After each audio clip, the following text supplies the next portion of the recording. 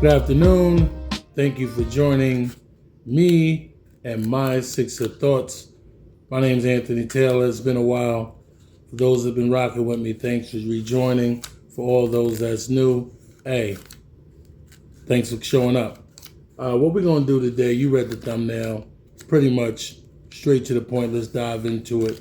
Run, Maxey, run. You can view it as a double entendre in terms of as a double meaning. Certainly, we play better at a faster pace, and therefore you want Maxey to, in fact, run to score, run to push the pace, and get easy baskets. I'm not speaking to that. What I'm speaking to is if I'm Maxey, I should be considering hauling out of there based off what we've seen in the past 6 years while he's been in the league. He's been in the league long enough and been around the organization long enough to understand and saw what happened to Embiid in real time. And my biggest fear is the fact that he has turned into the new Embiid, just without the injuries. Currently, he's leading the league in minutes per game at 39.2, while averaging 30 a game. Good numbers, right? But he has to be at 30 a game for us to be in games. Sounds familiar? Back about 20 years ago, we had a guy with cornrows and braids just like him who went by the name of Allen Iverson. And even though people complained about, he might have took 30 shots to get 40, he had to do it in order to keep us in games. And so when you see Maxey logging these crazy minutes, it's pretty much under that same line of thought that he needs to put these numbers just to have us, in games. And for what? To be at the 6th seed? Everybody ahead of us has improved their roster to some capacity. Look at, Cleveland. They went and got Morey's boy toy in Maxey. Knicks got Alvarado. They got the guy from San Antonio, got them some additional point guard help, wing help, things that we should be looking at but won't. So you say to yourself, you're doing all this. Boston, who even without Tatum is holding steady, and you can't catch them.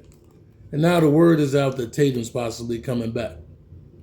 And they went and got Vucevic.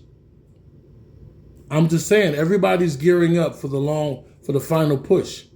What have you done? You've taken away. And so when the actual playoffs come, if Maxey stays at this pace, he's not going to have any legs. Not going to have any legs at all. So all I'm saying is you're asking the guy, yes, to be the new quote-unquote face of the franchise, but look what you did to the last face of the franchise.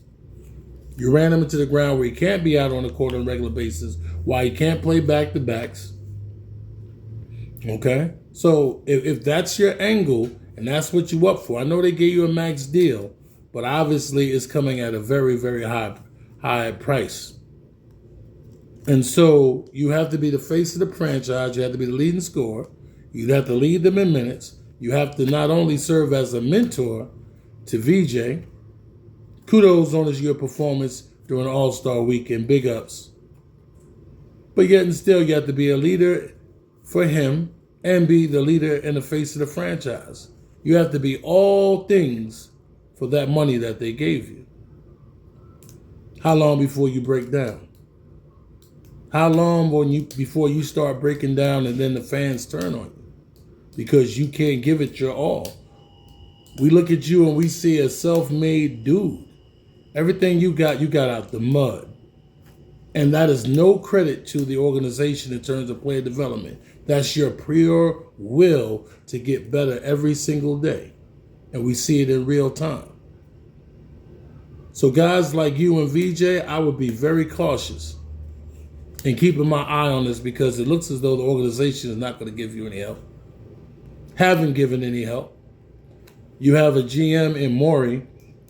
I really don't know what he gets paid for. I truly do not. And then you bring on this guy from, Golden State that I figure, okay, well, that's what's up.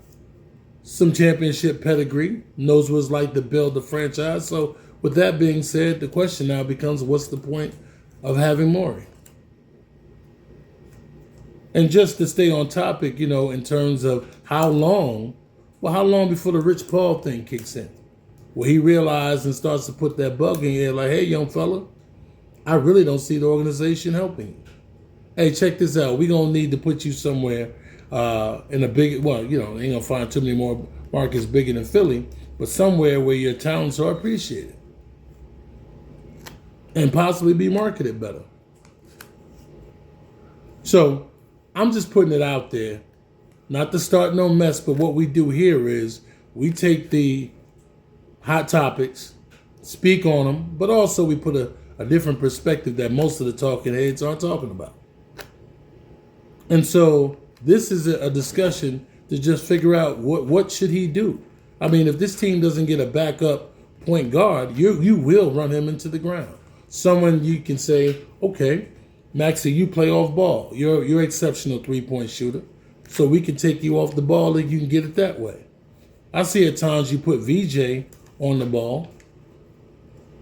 But how long before you wear him out too? I'm sure he's one of the league leaders in minutes as well. So exactly what are we doing? I personally like to see some front court help. Yeah, we can say, well, you got Drummond. Come on, Drummond is good in spurts. But if Embiid goes down, your season is shot. And Bona, don't get me started. I know the whole thing was get rid of Paul Reed because Bona is the new Paul Reed. He certainly is. He is most definitely the new Paul Reed because I've not seen an ounce of development in his game. Basketball IQ is in the cellar. Can't rely on that.